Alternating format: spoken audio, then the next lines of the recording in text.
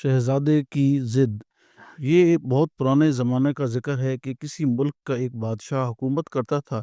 इसका एक बेटा भी था जिसकी उम्र 6 साल थी और नाम था शहज़ादा शामी। शहज़ादा शामी अपने बाप से बहुत मोहब्बत करता था, मगर दूसरे बच्चों की तरह इसके भी बाप से मोहब्बत सिर्फ दिन दिन की हुआ करती थी। रात को अपनी माँ मलका हुस्न बानो के पीछे लग जाता, उसे खाना खिलाती, शब ख्वाबी का लिबास पहनाती, फिर अपने पास उठाकर चिड़िया चिड़े की कहानियाँ सुनाती। कहानी सुनते सुनते वो सो जाया करता। एक रोज़ बादशाह को किसी काम से दूसरे मुल्क जाना पड़ गया। जब वो सफ़र पर रवाना होने लगा तो शहज़ादा शामी ज़िद करने लगा कि वो भी इसके साथ जाने जाएगा। बादशाह को अपने शहज़ादे से बहुत मोहब्बत थी, इसकी ज़िद देखकर वो परेशान हो गया। बादशाह की परेशानी देखकर मलका हुस्न बानो ने हंसकर कहा, आप परेशान ना हो, मैं शहज़ादे को बहला लूँगी। हमारा शहज़ादा ज़िद थोड़े ही करता है, ज़िद तो गद्दे बच्चे करते हैं। अम्मी हुज़ूर, हम ज़िद नहीं कर रहे, हमने तो सिर्फ़ अब्बा हुज़ूर के साथ जाने को कहा है। कह रही हैं शहज़ादा शामी ने अपनी सफाई पेश करते हुए कहा। ठीक है, लेकिन शहज़ादे अगर आप चले गए तो फिर आपकी पढ़ाई लिखाई का क्या होगा? आपके अतालिक यानी आपके उस्ताद पूछेंगे तो इन्हें मैं क्या जवाब दूँगी? फिर आप ऐसा करें कि हमारे तालीक को भी हमारे साथ भेज दें। हम वहाँ पढ़ लिख भी लिया करेंगे और इस तरह हमारी तालीम का भी नुकसान नहीं होगा। शहज़ादे ने खुश होकर कहा, लेकिन शहज़ादे ये भी तो देखिए कि आपके अब्बा हुज़ूर भी चले जाएँगे, आप भी इनके साथ जाना चाहते हैं, मैं यहाँ अकेली रहकर क्या करूँगी? फिर जश्न बारात का मेला भी शुरू हो गया है। इस दफ़ा हमारे मुल्क में खुदा के फ़ज़ल से फसलें बहुत अच्छी हुई हैं। इस खुशी में पूरे मुल्क के किसान इस मेले में शिरकत के लिए आएँगे। तरह-तरह के खेल तमाशे होंगे, जानवरों की नुमाइश होगी, बड़े-बड़े झूले लगेंगे, नट मज़े-मज़े का तब करतब करके दिखाएँगे, घोड़ों और ऊँटों का नाच होगा, जो ढोल ताशों की आवाज़ पर रक़्स कर रहे होंगे।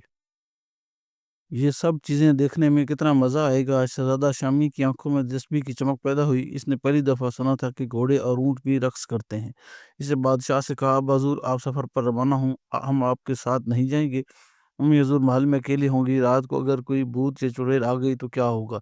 हम इनके पास ही रहेंगे। शहज़ादा शामी का ये मासूमाना सा बहाना सुनकर बादशाह को हँसी आ गई। वो समझ गया था कि मेले के मुतालिक बातें सुनकर इसने अपना इरादा बदल दिया है।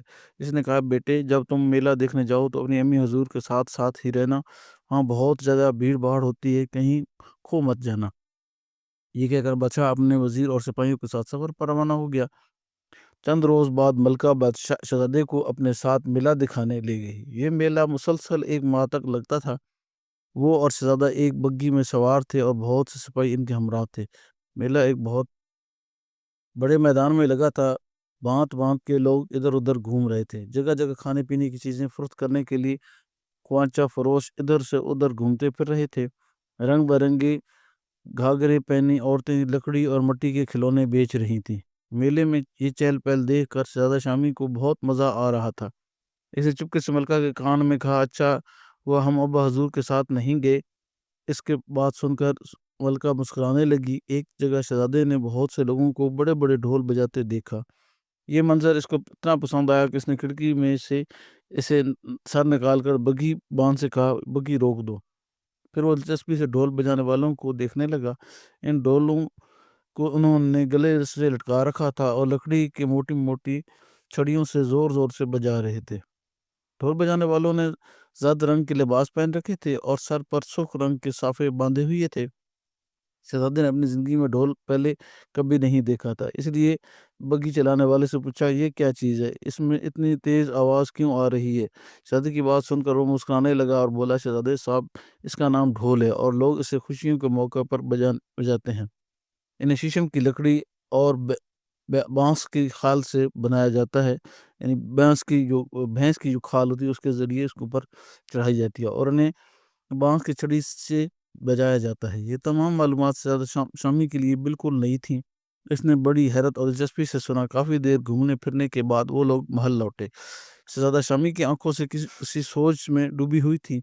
रात को जब वो सोने के लिए लेटा तो उसने मलका से कहा, अम्मी हुज़ूर, हमें एक बड़ा-सा ढोल चाहिए, हम इसे बजाएँगे, वैसे ही जैसे वो लोग बजा रहे थे। मलका ने कहा, शहज़ादी जानी, हम आपको ढोल नहीं दिलाएँगे, आप एक शहज़ादे हैं, शहज़ादे ढोल नहीं बजाते हैं।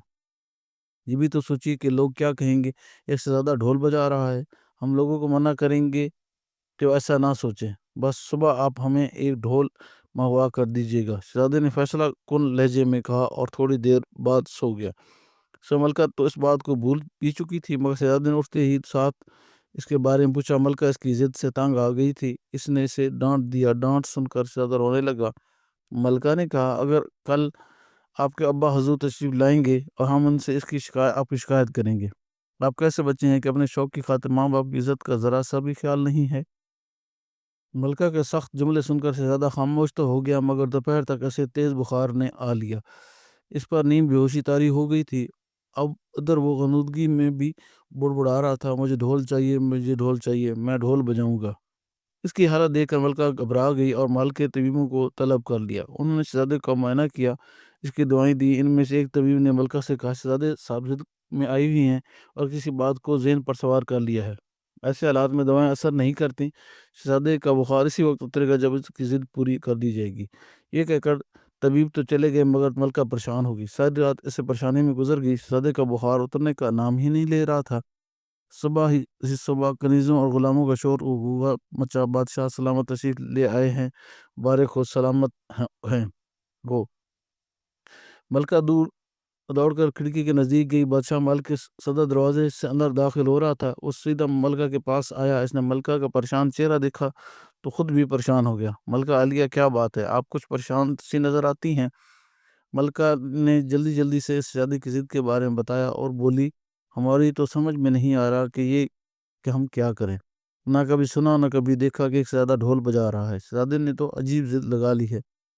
بادشاہ اس بات سن کر مسکرایا، شہزادے کے پاس بیٹھتے ہوئے بولا، اب ہم آ گئے ہیں، سب ٹھیک ہو جائے گا۔ تعجب ہے ملکہ، آپ اتنی سی بات پریشان ہو گئے؟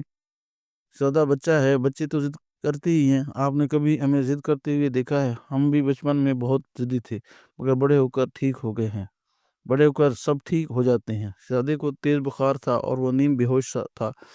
بادشاہ نے اسے گود میں اٹھایا اور آواز دی۔ بادشاہ کی آواز سن کر شہزادے نے آنکھ کھول دی۔ باپ کو دیکھ کر اس کے چہرے پر مسکراہٹ دوڑ گئی۔ اس نے بادشاہ گلے میں باہیں ڈال کر بادشاہ نے اسے بستر پر بٹھایا اور پھر تالی بجائی۔ کمرے کے بج پر موجود دربان اندر آیا۔ ہمارے سامان میں ایک خوبصورت چمڑے کا صندوق ہے، اسے پیش کیا جائے۔ بادشاہ نے دربان سے کہا۔ دربان نے جھک کر کہا، ابھی حاضر کیا جاتا ہے حضور۔ بادشاہ سلامت، یہ کہہ کر وہ چلا گیا۔ تھوڑی دیر میں غلام وہی صندوق لے کر آیا، حاضر ہو گیا اور دیوار کے ساتھ رکھی لکڑی کے میز پر رکھ دی کر رخصت ہو گیا۔ شہزادے، ہمیں افسوس ہے کہ آپ بیمار ہو گئے ہیں، مگر ہم آپ کے لیے جو چیز لے کر آئے ہیں انہیں دیکھ کر آپ بالکل ٹھیک ہو جائیں گے۔ بادشاہ کی بات سن کر شہزادہ جھٹ سے اٹھ کر بیٹھ گیا، اس کی آنکھیں خوشی سے چمکنے لگی تھیں۔ ملکہ اس خوشی دیکھ کر خود بھی بہت خوش ہوئیں اور کہنے لگیں، دیکھیے شہزادے، آپ کے ابا حضور آپ کے لیے اچھی چیزیں لائے ہیں، چلیے اب ہم آپ سے وعدہ کرتے ہیں کہ اس کے بعد ڈھول کی ضد نہیں کریں گے۔ ڈھول کا نام سن کر شہزادے کو پھر سے کچھ یاد آ گیا۔ وہ وعدہ تو وہ کیا کرتا، اور اس نے کٹ والی انگلی ملکہ کو دکھائی اور دوسری طرف گھوم کر گھٹنوں میں منہ دے کر بیٹھ گیا۔ اس کی حرکت پر ملکہ چڑھ گئی، چل کر بولی، ٹھیک ہے، آپ کے ابا حضور تشریف لے آئے ہیں، خود ہی نمٹ لیں گے۔ بادشاہ مسکراتے ہوئے یہ اٹھا۔ شہزادے کو احساس ہو گیا کہ بادشاہ بستر سے اٹھ گیا ہے۔ اس نے گھٹنوں میں سے سر دبے دیے ایک بازو تھوڑا سا اٹھا کر اسے دیکھنے کی کوشش کی۔ بادشاہ میز پر رکھے صندوق کی جانب جا رہا تھا۔ شہزادہ دل میں سوچنے لگا، جانے ابا حضور میرے لیے کیا لے کر آئے ہیں۔ جناب تھوڑی دیر بعد اس کے کانوں میں آواز گونجی، ڈھم ڈھما ڈھم ڈھم۔ اس نے چونک کر پیچھے گھوم کر دیکھا تو کیا دیکھتا ہے، بادشاہ کے ہاتھوں میں ایک بڑا سا ڈھول ہے، اس میں ایک پٹی بھی موجود ہے تاکہ اسے گلے میں لٹکایا لیا جائے۔ شہزادہ جلدی سے بستر سے چھلانگ مار کر نیچے اترا اور بادشاہ کے پاس پہنچ گیا۔ ہمارے خوشی کی اس کا برا حال تھا۔ ملکہ حیرت کے مارے میں گونگ کر رہ گئی تھی۔ بادشاہ کی حیرانی سے لطف اندوز ہو رہا تھا۔ پیاری ملکہ، ابھی تو آپ مزید حیران ہوگی، اس صندوق میں ایسی چیزیں موجود ہیں۔ شہزادے نے خوشی سے تالیاں بجاتے ہوئے یہ کہا، حضور آپ کتنے اچھے ہیں۔ شہزادے کو جتنی جلدی بخار چڑھا تھا، ڈھول کو دیکھ کر اتنی ہی جلدی اتر بھی گیا تھا۔ بادشاہ نے ملکہ سے کہا، ہم اپنے دوست کے ملک میں پہنچے تو وہاں بھی جشن بہارا منایا جا رہا تھا۔ ان کا بھی بیٹا ہمارے شہزادے جتنا ہی ہے۔ اپنے بیٹے کو انہوں نے ایک کسان کا سوانگ بھروا یا جس کی فصل بہت اچھی ہوتی ہے، اور وہ اس خوشی کا اظہار ڈھول بجا کر کرتا ہے۔ یہ تماشا ہم نے اپنے دوست بادشاہ اور ان کی ملکہ کے ساتھ دیکھا تھا، اور ہمیں اتنا پسند آیا کہ ہم نے بھی فیصلہ کر لیا کہ اپنے شہزادے کو کسان بنا کر اسے میلے میں خود بھی شرکت کریں گے۔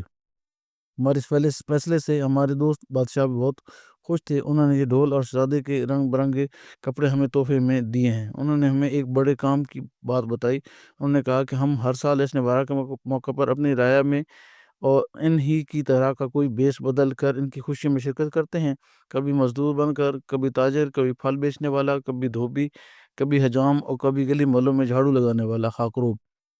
ہماری ان باتوں سے وہ لوگ بہت خوش ہوتے ہیں کہ ان کا بادشاہ ان کی خوشی میں بھرپور طریقے سے شرکت کرتا ہے اور کوئی سا بھی روپ دھار کا اس میں کوئی شرم محسوس نہیں کرتا۔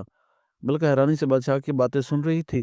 بادشاہ خاموش ہوا تو وہ بولی، ہم تو ناحق شہزادے کی فرمائش سن کر پریشان ہو گئے تھے کہ جب وہ ڈھول بجائے گا تو لوگ کیا کہیں گے۔ ہمیں افسوس ہے کہ ہماری وجہ سے ہمارا شہزادہ بیمار پڑ گیا۔ واقعی اپنی رعایا کے ساتھ گل مل جانا کوئی بری بات نہیں۔ پھر بادشاہ نے شہزادے کو وہ کپڑے دکھائے جو اس کے دوست بادشاہ نے اس کے لیے دیے تھے۔ ان کپڑوں میں سفید پاجامہ، پیلے رنگ کا کرتا، گلابی رنگ کی واسکٹ اور ہلکے نیلے رنگ کا صافہ تھا۔ پاؤں میں پہننے کے لیے سنہری کامداری خصے تھے۔ ان چیزوں کو دیکھ کر شہزادہ تو بہت ہی خوش ہوا۔ بادشاہ نے اسی وقت اپنے وزیر کو بلا کر اس ہدایت کی کہ وہ کل میلے میں ایک پنڈال کا انتظام کرا دے، کیونکہ وہ ملکہ اور شہزادے کے ساتھ میلے میں شرکت کرے گا۔ اگلے روز سب میلے میں پہنچے۔ شہزادہ کسان کے روپ میں بہت خوبصورت لگ رہا تھا۔ بادشاہ نے اسے بگھی کے اندر ہی چھپایا ہوا تھا۔ میلے میں پہنچ کر جب سب اپنی اپنی جگہ بیٹھ گئے تو وزیر نے اعلان کیا کہ اب ان کے سامنے ایک ایسے کسان کو پیش کیا جائے گا جس کی فصلیں بہت اچھی ہوئی ہیں اور وہ خوشی سے نہال ہے۔ اس اعلان کا بعد شہزادہ شامی بگھی میں سے نکلا۔ لوگوں نے جب اپنے شہزادے کو کسان کے روپ میں دیکھا تو وہ خوشی سے بحال ہو گئے۔ لوگوں نے شہزادے کو خوش آمدید کہنے کے لیے تالیاں بجائیں۔ جن کو سیٹی بجانا آتی تھی انہوں نے سیٹیاں بجائیں۔ باقی لوگ مختلف نعرے لگا رہے تھے۔ اسی دوران وہاں سے کچھ لوگ ڈھول بجاتے ہوئے نکل رہے تھے۔ انہوں نے جب شہزادے کو کسان بنا دیکھا تو وہ وہیں رک گئے اور وہ زور زور سے ڈھول بجا رہے تھے۔ شہزادہ بھی ان کے پاس پہنچ گیا اور خود بھی ڈھول بجانے لگا۔ یہ تماشا کافی دیر تک چلتا رہا۔ شہزادے کو خوش دیکھ کر بادشاہ اور ملکہ بھی بہت خوش تھے۔ میلے میں شرکت کرنے والوں کی بھی خوشیاں دوبالا ہو گئی تھیں۔ دوپہر ہوئی تو بادشاہ نے واپسی کی ٹھانی۔ ابھی وہ لوگ وہاں سے روانہ نہیں ہوئے تھے کہ شہزادے نے ایک نوجوان کو دیکھا۔ اس کے پاس گھوڑے کا ایک بہت چھوٹے سے خوبصورت بچہ تھا۔ شہزادہ اس گھوڑے کے بچے کو دیکھتا رہ گیا۔ وہ تھا بھی اتنا خوبصورت۔ وہ نوجوان شہزادے کے پاس آیا اور بولا، شہزادے صاحب، میرے پاس کتنا خوبصورت گھوڑے کا بچہ ہے۔ اگر آپ اپنا ڈھول مجھے دے دیں تو میں اس کے بدلے یہ گھوڑے کا بچہ آپ کو دے دوں گا۔ سچی بات یہ تھی کہ شہزادہ ڈھول بجا بجا کر تھک گیا تھا۔ اس کو گلے میں لٹکا اس کی گردن میں بھی درد ہو گیا تھا۔ اس کی آواز اتنی تیز تھی کہ اسے کانوں میں ابھی تک سائیں سائیں کر رہے تھے۔ اسے ڈھول میں یکدم کئی برائیاں نظر آنے لگیں اور چمکدار آنکھوں والے گھوڑے کا بچہ اچھا لگنے لگا۔ اس نے ملکہ سے کہا، امی حضور، اگر اجازت ہو تو میں اپنا ڈھول دے کر گھوڑے کا یہ پیارا سا بچہ لے لوں۔ ملکہ نے فوراً اجازت دے دی۔ شہزادے نے ڈھول دے کر گھوڑے کا بچہ لیا اور خوشی خوشی محل آ گیا۔ محل پہنچ کر وہ اسے لے کر باغ میں پہنچا اور اس کے ساتھ کھیلنے لگا۔ گھوڑے کا بچہ بھی اتنی سی دیر میں اس سے مانوس ہو گیا تھا۔ شہزادہ شامی دوڑ کر اس سے دور جاتا اور اشارے سے اسے بلاتا تو وہ بھاگ کر اس کے پاس پہنچ جاتا۔ بادشاہ اور ملکہ اپنے کمرے کی کھڑکی میں سے یہ سب دیکھ رہے تھے۔ بادشاہ نے ملکہ سے کہا، دیکھا، ہم نے تھوڑی سمجھداری سے کام لیا تو شہزادے کی توجہ اس ڈھول کی طرف سے ہٹ گئی۔ اس نوجوان کو ہم نے ہی گھوڑے کا بچہ لے کر بھیجا تھا۔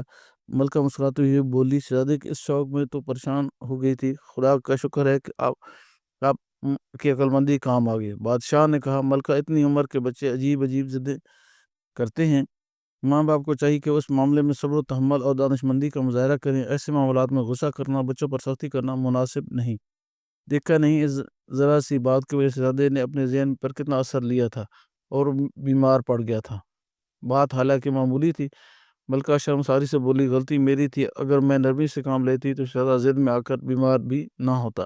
بچوں کی ضد اگر بے ضرر ہوں تو انہیں ماننے میں کوئی حرج نہیں ہے۔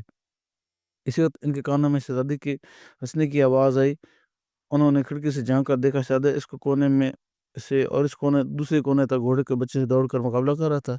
گھوڑے کا بچہ حالانکہ تیز بھاگ رہا تھا مگر شہزادہ شامی کے بھاگنے کی رفتار زیادہ تھی اور وہ جیت گیا تھا۔